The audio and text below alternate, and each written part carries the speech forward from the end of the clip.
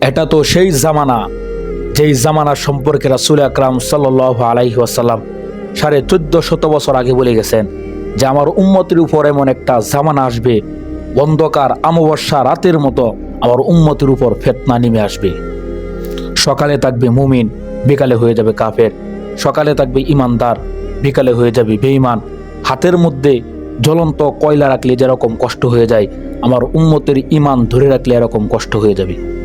যেখানে সত্যবাদীকে বলা হবে মিথ্যাবাদী, মিথ্যাবাদীকে বলা হবে সত্যবাদী, আমানতদার ব্যক্তিকে বলা হবে খেয়ানতকারী, খেয়ানতকারী ব্যক্তিকে বলা হবে আমানতদারী। যেখানে নিরপরাধ ব্যক্তিকে বানানো হবে অপরাধী, আর অপরাধী ব্যক্তিকে বানানো হবে নিরপরাধ।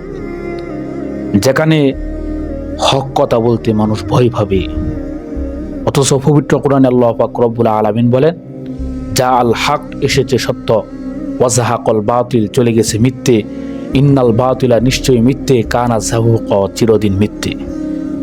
সত্য কথা বলতে মানুষ ভয় পাবে।